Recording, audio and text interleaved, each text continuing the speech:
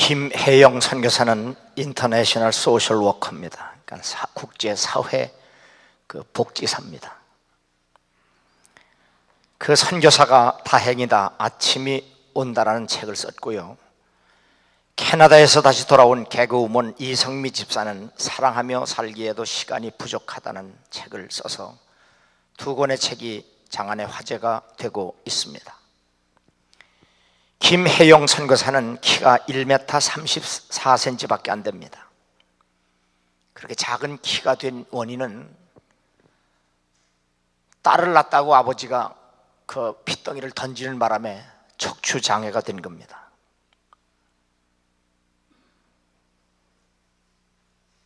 김혜영 선교사는 내 인생을 원망과 불평 대신 아프리카에 가서 가난한 이웃을 섬기는 삶을 살겠다 하고 20대 중반에 아프리카로 가서 가난한 그들을 섬기면서 삽니다.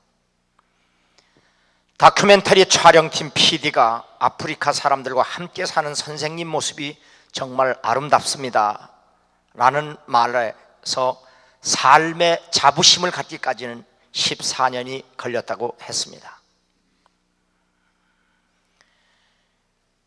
다행이다, 아침이 온다는 책에서 다행이다, 오늘 이 아침 또 살아있지 않은가, 이렇게 매일 아침을 맞으며 살았다고 했습니다. 육체는 죽지 않았지만 영적으로는 날마다 죽는 삶이었다고 고백을 합니다. 내가 진실로 너에게 이르노니 한 알에 밀이 땅에 떨어져 죽지 아니하면 한 알 그대로 있고 죽으면 많은 열매를 맺느니라. 김 선교사는 사우스 아프리카 보츠와나의 굿호프라고 하는 작은 마을, 거친 땅에 심겨진 한 알의 밀알 같은 삶을 살고 있습니다. 그녀는 20대 중반에 평생 처음 들어본 이 나라에 첫 발을 들여놓고 14년이 지난 지금 그 긴 시간 죽고 또 죽는 과정을 통해 마침내 참 좋은 아침을 맞고 있다고 했습니다. 나에게 오늘 이 한날이 아무리 거칠고 힘들어도 내일 또 아침이 온다는 단순하고 소박한 믿음 안에서 평화와 감사를 누리고 있다. 굿호프 이야기는 제가 찾은 인생의 행복이자 하나님 안에서 찾은 삶의 의미다. 이분은 아프리카에 가서 봉사한 것이 크레딧이 돼서 유엔에서 주는 장학금을 받아서 미국에서 박사학위를 받고 다시 아프리카에 가서 그들을 섬기는 사역을 하고 있습니다. 개그우먼 이성미 집사는 자신이 쓴 책에서 이렇게 고백합니다. 나는 지금 행복하다. 무엇을 가져서가 아니라 무엇이든 놓을 수 있어서다. 숨 쉬는 것조차 힘들어 포기했을 때, 사방이 막혀 있을 때, 바닥에 쓰러져 있을 때 주님은 아무것도 할 수 없는 내게 찾아오셔서 손을 잡아 일으켜 다시 세워주셨다. 아버지가 돌아가신 후 대책도 없이 아이들의 유학을 핑계로 캐나다로 떠났습니다. 밴쿠버에서의 생활이 어느 정도 적용되어 갈 때 서울에서 톱 탤런트의 자살로 후배들이 모두 불안해하며 두려워할 때 그들을 위해 기도하다가 귀국하기로 결심했습니다. 주님, 제가 그들 곁으로 가겠습니다. 힘들게 영주권을 얻었고 시민권 획득을 앞두고 있었지만 기꺼이 포기하고 돌아섰습니다. 그래서 하나님께서 내게는 천국 시민권이 있는데 무슨 시민권이 또 필요하냐는 음성을 들었기 때문입니다. 그는 이렇게 고백합니다. 나는 카나다에서 기도를 얻었다. 그 기도 때문에 새 사람이 아닌 사람이 되었다. 오늘 본문의 마리아와 같이 삶의 귀한 옥합을 이 여인들처럼 깨뜨려서 예수 그리스도의 향기로 살 수 있는 여러분 되기를 주 이름으로 축원합니다. 첫 번째 40절 보면 마르다는 준비하는 일이 많아 마음이 분주하다고 기록되어 있습니다. 왜 마음이 분주한가? 이 분주하다고 하는 헬라어 원어를 보면 우리의 마음이 사방에서 잡아당겨서 찢겨진 마음을 의미합니다. NIV 성경은 분주하다라고는 distracted라고 하는 말은 주의가 산만해지고 마음이 심란하고 미친 듯한 그러한 정신불면증, 그런 마음을 상징합니다. 예수 그리스도를 대접하기 위하여 여자가 음식을 준비하는 일은 나쁜 일이 아닙니다. 아름다운 일입니다. 그런데 문제는 예수님을 위해서 아무리 하는 일일지라도 마음이 복잡하고 산만해진 마르다와 예수 그리스도의 발 아래 앉아 말씀을 경청하고 있는 마리아의 모습이 오늘 본문에 대조되고 있습니다. 크리스찬의 삶은 언제 어디서나 무엇을 하든지 하는 일이, 우리가 먼저 해야 할 일은 예배해야 하는 일이라는 사실을 오늘 본문을 통해서 우리에게 보여주고 있습니다. 예수 그리스도의 발치에 앉아 교제하는 일, 이것이 바로 프로스코네오, 예수님의 발 아래 엎드려 그 발에 키스한다는 의미의 예배를 의미합니다. 예수 그리스도는 사역의 최우선 순위가 언제나 기도하는 일이었습니다. 누가복음 5장 16절에 보면 예수의 소문이 더욱 퍼짐에 수많은 무리가 말씀도 듣고 병도 고침을 받고자 하여 모여오되 예수는 한적한 곳에서 기도하시니라. 예수 그리스도께서 나병 환자를 고치신 후에 그 소문이 각처에 퍼지게 됩니다. 수많은 사람들이 예수님 곁에 말씀도 듣고 병도 고침받기 위해서 몰려들었습니다.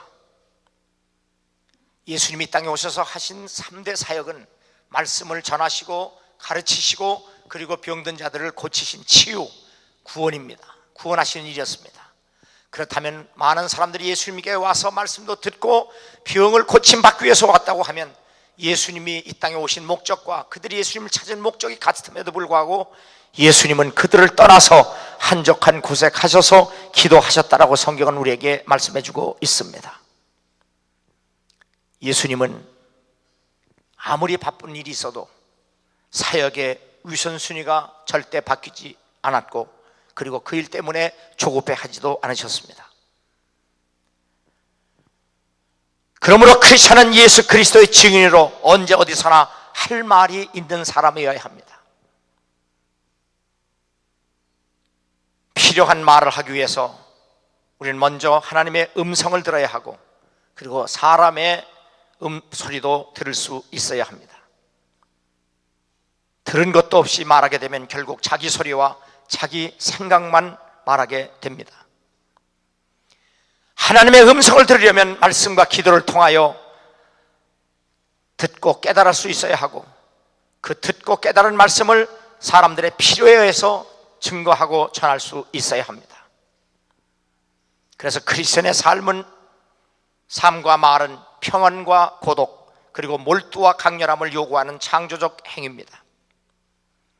바쁘다는 핑계로 하나님의 말씀을 들을 수 없으면 사람에게 결코 필요한 말씀도 전할 수가 없습니다. 그러므로 크리스찬은 바쁘게 살아서도 안 되고 바쁜 척 해도 안 되는 사람들입니다. 그래서 우리는 주와 같이 길 가는 것 어찌 즐거운 일이 아닌가. 우리의 삶은 주와 함께 동행하는 삶에서 진정한 삶의 가치와 의미, 행복을 느끼고 누릴 수 있어야 될 줄로 믿습니다. 정신없이 바빠서 연락도 못했다, 한 일도 없는데 왜 이렇게 바쁘기만 하지? 라는 말을 우리는 흔히 듣습니다. 한국 사람들은 참 바쁘게 삽니다. 그리고 급하게 삽니다. 그렇다고 해도 정신없이 바쁜 사람은 분명 잘못 사는 사람들입니다. 분명히 한 일도 없는데 바쁘게 살았다는 것, 정말 허송세월한 사람입니다. 유진 피터슨이라고 하는 신학자는 바쁜 목사들에게 이렇게 경고합니다. 바쁘다는 것은 열심의 징후가 아니라 배신의 징후다. 헌신이 아닌 태만이기 때문이다. 목회자에게 바쁘다는 것은 어떤 부인이 간통한 것과 은행원이 횡령한 것과 같은 의미다. 목회자가 그런 말을 듣는다는 것은 엄청난 치욕이요 수치스러운 모욕이다. 목회의 분주함은 자기 자신을 위해 하나님의 일을 한다는 불경스러운 열망이다. 바쁘다는 인상은 사람들에게 잘 보이기 위한 쇼에 불과하다고 경고했습니다. 주여, 내 동생이 나 혼자 일하게 두는 것을 생각지 아니하시나이까. 그를 명하사 나를 도와주라 하소서. 이렇게 마리다는 주님을 위한 일을 하면서도 언제나 그의 마음은 자기 중심적으로 일합니다. 그래서 예수도 부려먹으려고 하고, 자기 동생 마리아도 자기가 하는 일을 돕을 수 있도록, 나쁜 말로 하면 부려먹는 자기 중심적 사람입니다. 우리가 아무리 주님을 위해서 일을 한다고 할지라도 자기 중심적으로 일하면 하나님이 기뻐하시지도 않고 하나님이 받지도 않는다는 사실을 우리는 기억해야 합니다. 그것은 바로 우리의 마음이 온전하고 깨끗한 것이 아닌 두 마음을 품었기 때문입니다. 두 번째로 41절, 웬 마르다야 마르다야 내가 많은 일로 염려하고 근심하나 몇 가지만 하든지 혹은 한 가지만이라도 족하니라. 왜 마르다는 주님을 위해서 일하면서도 염려하고 근심해야 하는가? 염려한다는 말은 우리의 마음이 흩어졌다, 나누어졌다고 하는, 왜 우리의 마음이 두 마음으로 흩어지고 나누어지느냐? 과도한 욕구로 인한 분열된 마음입니다.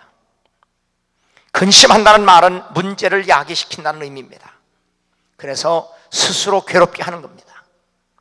걱정과 근심은 나 자신이 괴롭고 그리고 힘든 마음의 상태를 말하는 겁니다.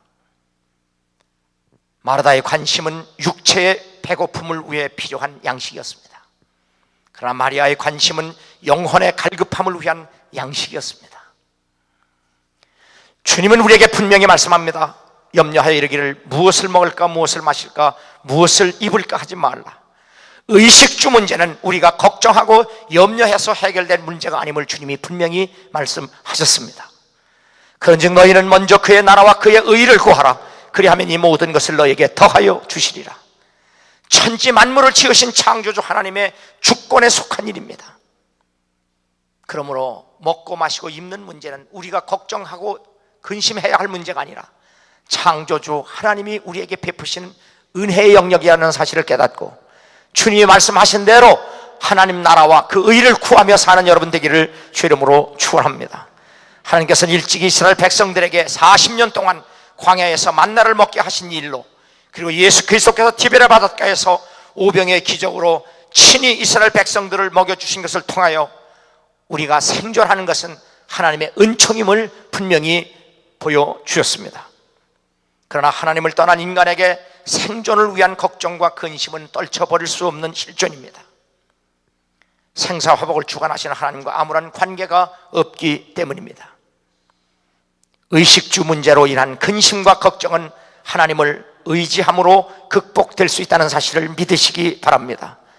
공중의 새를 보라, 심지도 않고 거두지도 않고 창고에 모아 들이지도 아니하되 너희 하늘 아버지께서 기르시나니 너희는 이것들보다 귀하지 아니하냐. 만물의 생존은 창조주 하나님의 절대적인 주권에 달려있음을 믿고, 그리고 금수도 하지 않는 걱정과 근심을 스스로 만물의 영장이라고 하는 인간이 할 수 한다는 것은 정말 부끄러운 일이며 수치스러운 일이라는 사실을 깨닫고 주께 맡기고 믿음으로 감사하며 믿음으로 기뻐하며 살 수 있는 여러분 되기를 주 이름으로 축원합니다. 너 걱정 근심 말아라. 주 너를 지키리. 구하는 것을 주시. 주 너를 지키리. 주 너를 지키리. 아무 때나 어디서나 주 너를 지키리. 늘 지켜주시리. 어찌 의복을 위하여 염려하느냐. 들의 백합화가 어떻게 자라는가 생각하여 보라. 수고도 아니하고 길쌈도 아니하느니라. 인간의 삶에 있어서 걱정과 근심은 정말 백해 무익하다는 하나님의 말씀입니다. 생각을 조심하라. 생각은 말이 된다. 말을 조심하라. 말은 행동이 된다. 행동을 조심하라. 행동은 습관이 된다. 습관을 조심하라. 습관은 인격이 된다. 인격을 조심하라. 인격은 운명이 되기 때문이다. 에드린 고스틱과 다나 델포드라고 하는 사람이 쓴 인테그리티라고 하는 책에 나오는 말입니다. 인테그리티는 순전하다, 아주 깨끗하다, 온전하다는 의미입니다. 인격의 핵심 단어는 인테그리티입니다. 바로 인테그리티는 생각으로부터 시작되어 행동으로 나타나는 가치관의 일관성을 의미합니다. 의역하면 신실함입니다. 오직 너희는 그리스도 복음에 합당하게 생활하라. 그리스도인의 삶은 복음과 같아야 합니다. 복음과 같지 않은 이중성은 인테그리티와 반대되는 개념입니다. 두 마음을 품어 모든 일에 정함이 없는 자로다. 인테그리티의 반대는 더블 마인드, 이중성입니다. 이 이중성이 가장 잘 표현된 성경 구절은 창세기 27장 22절, 음성은 야곱의 음성이나 손은 에서의 소리로다. 아버지 앞에서 복을 받기 위해서 속이는 야곱의 이중성, 음성은 야곱인데 손은 에서로다. 이것이 바로 타락한 인간의 아주 적나라한 모습입니다. 인간은 이렇게 하나님 앞에 사람 앞에 가면을 쓰면 결코 성공할 수 없습니다. 제 아무리 평판이 좋아도 그것이 인격을 대체하지 못하기 때문입니다. 요한계시록 7장 14절에 보면 이 신옷 입은 자들은 누구며 어디서 왔느냐, 이런 큰 환란에서 나오는 자들인데 어린 양의 피에 그 옷을 씻어 희게 하였느니라. 오직 예수 그리스도만이 신실한 분이시며 그분을 믿고 따르는 사람만이 신실할 수 있기 때문입니다. 마르다가 주님을 섬기면서도 그 마음에 걱정과 근심이 있다는 것은 바로 그 마르다의 마음에 두 마음이라는 사실입니다. 주님은 한 마음 한 뜻으로 섬기는 것을 기뻐하십니다. 주님은 결코 두 마음을 품어 정함이 없는 인테그리티를 상실한 그런 이중성의 마음이 아무리 그 마음을 가지고 한다고 할지라도 주님은 기뻐하지 아니하고 속지도 아니하시고 받으시지도 않는다는 사실입니다. 걱정과 근심은 하나님으로부터 분리된 두 마음에서 나타나는 인간의 내적인 쓴뿌리라는 사실을 깨닫고 우리는 마르다처럼이 아니라 마리아처럼 감사와 기쁨으로 주님을 섬기고 주를 위해서 일할 수 있는 여러분 되기를 주 이름으로 축원합니다. 세 번째, 좋은 편을 택함. 42절 보면 마리아는 이 좋은 편을 택하였으니 빼앗기지 아니하리라. 크리스찬의 삶의 자리에서 가장 좋은 편은 언제 어디서나 주의 발치입니다. 마르다는 부엌에 있었습니다. 그런데 마리아는 주님의 발 아래 앉아 있었습니다. 이 당시에, 예수님 당시, 성경이 기록될 당시에는 여인들은 결코 선지자 앞에 갈 수도 없고 성전 안에 들어갈 수도 없었을 때였습니다. 마땅히 여인들은 부엌에서 이제 손님을 대접하기 위해서 준비하는 일에 헌신해야 되고 결코 선지자 앞에 가서 말씀을 듣거나 예배할 수 없는 사람들입니다. 그렇다면 그 당시의 문화적 습관에 의해서 마르다가 부엌에 있고 바로 마리아가 예수의 발치에 앉았다는 것은 오히려 마리아가 마르다가 더 훌륭한 여인으로 우리가 비춰질 수가 있습니다. 그러나 주님은 마르다를 칭찬한 것이 아니라 마리아를 칭찬하셨습니다.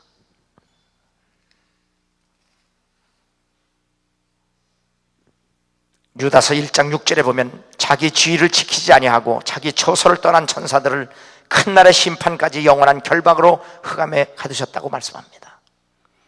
여기서 마르다는 봉사의 사람으로, 마리아는 예배의 사람으로 말씀합니다. 그러면 봉사가 좋으냐 예배가 좋으냐 어떤 것이 좋으냐 그것이 아니라 바로 우리 신앙의 우선순위를 얘기하고 있는 겁니다. 우리 크리스찬의 삶은 봉사의 삶이어야 합니다. 그러나 아무리 그 봉사가 위대하고 훌륭하다고 할지라도 예배보다 앞서서는 결코 안 된다는 사실을 성경은 우리에게 분명하게 보여주고 있습니다. 그러므로 크리스찬이 끝까지 지켜야 할 지위와 처소는 주의 발치인 은혜의 보좌 앞이어야 합니다. 주의 발치, 주의 발 아래라고 하는 말은 성경의 요한계시록 경배한다는 말, 프로스코네오라는 말인데 그건 주님의 발 아래 엎드려 그 발에 키스한다는 의미입니다. 그러므로 마리아가 주의 발치에 앉았다는 말은 주님을 경배했다는 의미입니다. 예수 그리스도는 솔로몬의 부귀 영화를 들 것만도 못하다고 평가절하하셨습니다. 하나님께서는 다윗도 짓지 못하는 성전을 솔로몬을 통해 성전을 짓게 하셨습니다. 다윗은 성전을 짓기 위해서 모든 재산을 다 바쳐 준비했지만 너무 전쟁을 많이 해서 그 손에 피가 많이 묻었기 때문에 성전 짓는 것이 적절치 않다고 아들 솔로몬에게 짓도록 했습니다. 솔로몬이 성전을 짓고 하나님께 기도할 때에 하나님은 그의 기도와 간구를 다 들으셨고 성전을 거룩하게 성별하셔서 이스라엘과 그곳에 영원히 함께 하실 것을 약속하셨습니다. 단 한 가지 조건이 있었습니다. 그것은 마음을 온전히 하고 바르게 하여 내 앞에서 행하라. 다시 말하면 하나님은 성전을 지어서 하나님께 봉헌하며 기도한 그의 기도를 받으시고 분명히 내가 너와 함께 하겠고 이스라엘 백성과 함께 하겠다고 약속을 하신 후에 단 하나의 조건은 내 마음의 인테그리티, 순전함을 지킬 때라고 분명히 말씀하셨습니다. 그런데 하나님의 성전을 짓고 나서 솔로몬은 자기의 집 왕궁을 13년에 걸쳐서 더 크게 더 잘 짓습니다. 그리고 모압에 가증한 그노스를 섬기기 위해 예루살렘 앞산에 산당을 짓습니다. 그리고 암몬에 가정한 몰록을 위하여 산당을 또 짓습니다. 그리고 이방 여인들을 위하여 산당을 지어서 거기 분향하고 제사하게 했습니다. 산당은 우상 숭배입니다.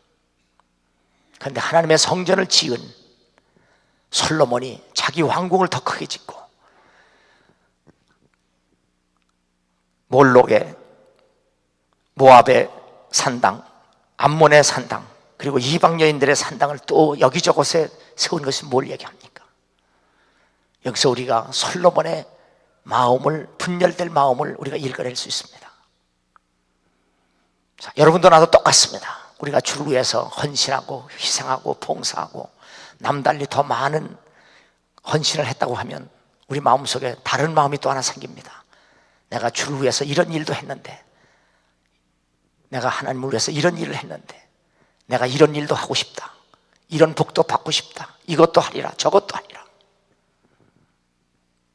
그런 두 마음이 생길 가능성이 있습니다. 그래서 사도 바울은 애진작 정과 욕심은 십자가에 못 박았다고 했습니다. 그리고 그런 것이 싹날 때마다 나는 날마다 충노라고 고백을 합니다. 여러분들이 남달리 헌금을 많이 하고 11조 많이 하고 남달리 몸으로 봉사하고 헌신하면 우리 마음속에 은근히 싹트는 욕심이 있습니다. 탐욕이 있습니다. 내가 이것도 하리라 저것도 하리라, 하나님은 내게 이렇게 했으니 저렇게 복 주시리라, 분명히 내가 이렇게 하고 싶다. 바로 하나님의 성전을 짓고 난 솔로몬의 마음속에 내가 하나님의 성전을 지었으니 나는 내 집을 더 크게 짓고 살리라, 이런 탐욕이 싹튼 겁니다. 수많은 욕심이 그 마음속에 우상으로 자라납니다. 이것이 산당으로 나타났습니다. 솔로몬의 두 마음에 자리 잡고 있는 탐욕이 왕궁과 산당으로 드러나고 있는 겁니다. 성경은 분명히 말씀합니다. 땅에 있는 지체를 죽이라. 곧 음란과 부정과 사욕과 악한 정욕과 탐심이니 탐심은 우상 숭배니라. 이것들로 말미암아 하나님의 진노가 임하느니라.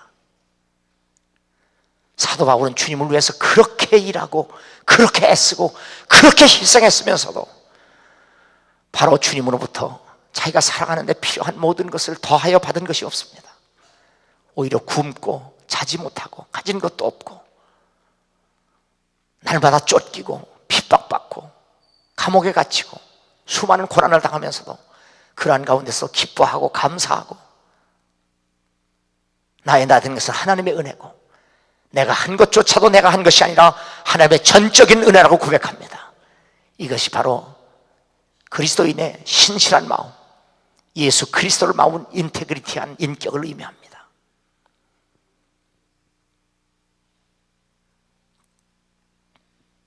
솔로몬은 이미 그 마음에 인테그리티를 잃어버렸습니다. 처첩을 1,000명거리는 사내의 마음이 얼마나 이리저리 찢겨져 있겠습니까? 그 많은 재물과 권력과 명예를 유지하기 위해서 얼마나 마음이 복잡하고 분주하겠습니까? 여러분, 우리가 소위 예수 믿고 하나님의 복을 많이 받았다고 할 때 그 받은 복 때문에 무너진 사람들 얼마나 많습니까? 그 받은 복을 지키고 그 받은 복 때문에 마음이 더 분주하고 더 욕심이 생기고, 그래서 한 마리 양이 있는 것을 99마리 가지고 있는 사람이 뺏어서 100마리 채우겠다고 하는 것, 그것이 바로 인간의 탐심입니다. 집 한 채 가진 사람이 모자라서 두 채 가져야 되고, 두 채 가진 사람이 세 채 가져야 되고, 세 채 가진 사람이 10채 가져야 하고, 끝도 없습니다. 내가 하나님을 위해서 봉사하고 헌신하기 때문에 나는 그렇게 받아야 할 자격이 있다고 하는 탐심이 우리 안에서 싹 트는 것, 그것이 솔로몬입니다. 그래서 하나님의 성전을 짓고 자기 왕궁을 13년 동안 더 크게 진 겁니다. 그것도 모자라서 수많은 곳에 이방 신상을 세우고 그것에 빌게 한 겁니다. 이것이 세속합니다. 그래서 우리는 사도 바울처럼 날마다 죽어야 되고, 더 깨어져야 되고, 더 부서져야 되고, 주께로 가까이 가면 갈수록 더 낮아지고 더 버리고, 그런 의미에서 개그맨 이성미 집사가 내가 무엇을 가졌다기보다 내가 무엇이든지 버릴 수 있다고 하는 것이 내가 행복하다고 하는 겁니다. 얼마나 성숙한 신앙입니까? 그래서 솔로몬이 인간이 부귀영화를 누릴 수 있는, 인간이 누릴 수 있는 부귀영화를 다 누렸음에도 불구하고 주님은 그의 부귀영화를 들에 풀꽃만도 못하고 평가절하 한 겁니다.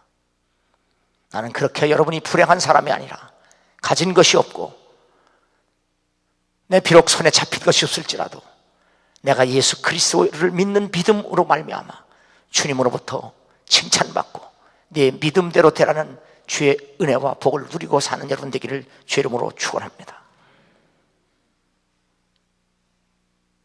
더불어 마음을 같이하여 오로지 기도에 힘쓰더라. 처음 교회의 인테그리티는 한 마음과 한 뜻입니다.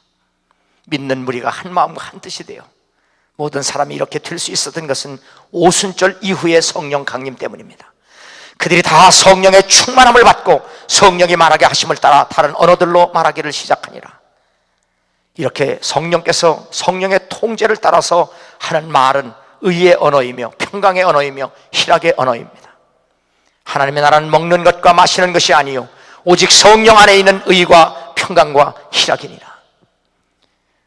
모든 이단과 사이비들이 다 보면 우리가 사모하고 우리가 바라는 하나님 나라가 아니라 이 땅에 바로 지상 낙원을 이루겠다고 교인 사람들을 속여서 자기 배를 채우는 악한 자들입니다. 이번에 사회 무리를 일으키는 구원파에서 유병헌이가 종말이 가까웠으니 헌금 다 내라, 재산 팔아내라. 물론 헌금하는 거, 재산 팔아서 내는 거, 그게 잘못이 아닙니다. 어떻게 희생했든 그것이 하나님께 영광이 되어야 되고 다른 사람에게 이익이 되어야 합니다. 유익이 되어야 합니다. 그러나 저들은 사람들을 속여서 그렇게 뺏어서 결국 자기 배를 채웠기 때문에 악한 자들입니다. 하나님 나라는 먹는 것과 마시는 것이 아니요 오직 성령 안에 있는 의와 평강과 희락이라. 내 영혼이 은총 입어 중한 죄짐 벗고 보니 슬픔 많은 이 세상도 천국으로 화하도다. 할렐루야 찬양하세. 내 모든 죄 사함받고 주 예수와 동행하니 그 어디나 하늘나라. 주의 얼굴 뵙기 전에 멀리 뵈던 하늘나라 내 마음속에 이루어지니 날로 날로 가깝도다. 할렐루야 찬양하세.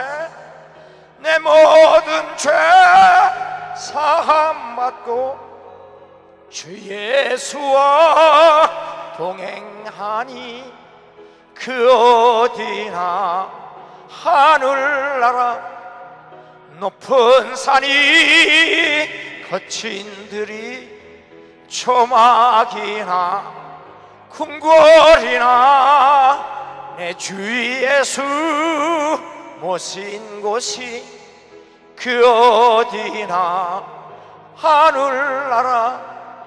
할렐루야 나가세 내 모든 죄 사함받고 주 예수와 동행하니 그 어디나 하늘나라. 처음 교회가 한 마음과 한 뜻이 되어 오로지 기도한 그 내용이 뭡니까? 그것은 바로 하나님 나라와 그 의를 구하는 일이었습니다. 우리도 처음 교회처럼 한 마음과 한 뜻이 되어 성령의 통제를 받음으로 말미암아 날마다 성전에 모여 오로지 기도에 힘쓰고 하나님을 찬미함으로 사람들에게 칭송을 받아야 될 줄로 믿습니다. 마리아는 이 좋은 편을 택하였으니 빼앗기지 아니하리라. 부엌에서 일하든 마르다는 예수님에게 책망받고 끝납니다. 그러나 예수님 발치에 앉았던 마리아는 하나님의 은혜를 받고 바로 이스라엘 처녀들은 자기가 결혼할 준비를 위해서 옥합에다가 비싼 나드 향을 모았다가 그것을 팔아서 결혼 비용으로 씁니다. 그 옥합을 깨뜨려 주님의 머리에 부었다는 것은, 발에다 부었고 머리에 부었다는 것은, 바로 발에 붓고 머리털로 닦았다는 것은 바로 자기가 결혼을 하지 아니하고 오히려 주님을 사랑하며 살겠다는 자신의 신앙 고백이었습니다. 희생입니다. 헌신입니다. 예수님은 그 여인의 마리아에 행한 일을 내 죽음을 준비했다고 했습니다. 예수 그리스도의 십자가의 죽음은 부끄러운 죽음이요 수치스러운 죽음이었습니다. 그러나 마리아의 헌신과 희생은 예수 그리스도의 부끄러운 죽음을 향내나게 한 위대한 헌신이었습니다. 그래서 주님은 이 여인이 행한 일이 복음이 증거되는 날까지 기념이 되리라고 말씀한 겁니다. 우리의 삶이 예수 그리스도의 죽음을 향내나게 해야 합니다. 그리스도입니다. 주의 발치에서 은혜를 받아야 우리는 그렇게 마리아처럼 살 수 있습니다. 자, 다시 거듭 말합니다. 히스기야는 죽을 병이 듭습니다. 그래서 하나님께 기도합니다. 눈물로 기도합니다. 하나님, 나 한 번만 살려주세요. 하나님 살려주시면 내가 이렇게 하겠습니다. 내가 하나님을 목숨을 다하여 섬기고 하나님을 위해서 이렇게 살겠습니다 했습니다. 그런데 살아난 이후에 그의 마음이 바뀌어서 하나님보다 오히려 바벨론을 더 의지하게 됩니다. 솔로몬도 하나님의 성전을 짓고 그 마음이 왜 변질됩니까? 내가 하나님을 위해서 이렇게 성전을 지었으니 내게도 필요한 것을 이렇게 주셔야 되지 않겠습니까? 그런 마음이 싹트기 시작합니다. 내가 하나님의 성전을 지었기 때문에 나는 이렇게 복을 받을 자격이 있다. 그래서 더 큰 왕궁을 지은 겁니다. 그리고 자신이 원하는 것을 얻기 위하여 수단과 방법을 가리지 않고 산당을 지어서 예배하겠습니다. 인간의 탐욕의 표출입니다. 여러분도 나도 똑같습니다. 주님을 위해서 희생하고 헌신하면 정말 없을 때 하나님 내게 1억만 주세요. 1억만 주시면 내가 주님을 위해서 이렇게도 일하고 저렇게도 일하고 이렇게도 살고 저렇게 살게요. 그렇게 간절히 얘기합니다. 당장 하나님께서 내게 1억을 주시면 내가 주님께 이렇게 하겠다고 하는 생각보다는 내가 하나님한테 이렇게 기도해서 응답을 받았는데 내 마음속에는 다른 것이 똑같습니다. 내게는 2억이 필요한데, 그래서 하나님께 약속한 건 다 새까맣게 잊어먹고 자기가 필요한 탐욕이 더 솟아나옵니다. 내가 주님을 위해서 이렇게 했기 때문에 나는 이것도 필요하고 또 이것이 있어야 또 이렇게 일할 수 있다는 것이 바로 솔로몬의 마음입니다. 히스기야의 마음입니다. 마르다의 마음입니다. 우리 안에 이러한 우상은 끊임없이 솟아나옵니다. 이 탐욕의 우상이 우리 마음에 싹트지 않기 위해서 우리는 쓴 뿌리를 제거해야 되고 날마다 은혜의 보호자 앞에 나와 날마다 하나님의 은혜를 사모하며 날마다 바울처럼 십자가의 정과 욕심을 못 받고 죽어야 합니다. 내가 예수와 함께 십자가에 죽었나니 내가 사는 것은, 내가 육체 가운데 사는 것은 그리스도께서 내 안에서 사는 믿음으로 사는 것이라고 하는 고백이 우리의 실제적인 삶이 되어야 합니다. 그래서 마르다는 부엌에서 주님을 위해서 일하면서도 불평원망하지만 마리아는 예수님 무릎 앞에서 그분의 은혜를 힘입고 결국 옥합을 깨뜨려 주의 십자가의 죽음을 향란하게 한 위대한 믿음의 사람이 됩니다. 내가 모든 사도보다 더 많이 수고하였으나 내가 한 것이 아니오 오직 나와 함께 하신 하나님의 은혜로라. 주의 일도 자신이 하면 마르다처럼 두 마음으로 원망과 불평, 걱정과 근심으로 하지만 마리아처럼 하나님의 은혜로 한 마음과 한 뜻 안에서 할 때 우리 안은 끊임없이 감사와 기쁨이 샘솟할 줄로 믿습니다. 행여나 여러분 마음속에 주님을 위해서 희생하고 헌신한 만큼 자기의 욕구가 또 솟아난다면 십자가에 못 박으시기 바랍니다. 그리고 언제나 하나님 나라와 그 의를 구하면서 더 낮아지고 더 겸손하게 주님의 발치에서 그 자리와 지위를 지킴으로 끝까지 주님의 죽음을 향기나게 하는 제2, 제3의 마리아의 삶이 될 수 있기를 주 이름으로 축원합니다. 다시 말씀드립니다. 여러분이 남달리 주님을 위해서 헌신하고 봉사했다면 한쪽 마음에서 여러분의 욕구가 또 새롭게 솟아납니다. 내가 주님을 위해서 이렇게 일했기 때문에 나도 이러한 욕구가 체험을 받아야 한다는 탐욕이 샘솟듯합니다. 끊임없이 죽어야 합니다. 끊임없이 부인해야 합니다. 날마다 죽어야 합니다. 때마다 일마다 죽어야 합니다. 그래서 우리는 바울처럼 모든 한 일조차도 하나님의 은혜라는 고백과 함께 실제적인 삶이 그렇게 되어야 될 줄로 믿습니다. 교만해지지 말고 선줄로 생각하거든 넘어질까 조심하며 끊임없이 마리아처럼 예수의 발치에 앉아있는, 그래서 그분의 은혜를 힘입고 내가 나된 것은 하나님의 전적인 은혜요, 내가 다른 사람보다 더 수고한 것도 전적인 저분의 은혜라는 사실을 깨닫고 은혜만을 찬양하고 은혜만을 기뻐하고 은혜만을 자랑할 수 있는 신실한 제2의 마리아가 될 수 있기를 주의 이름으로 축원합니다.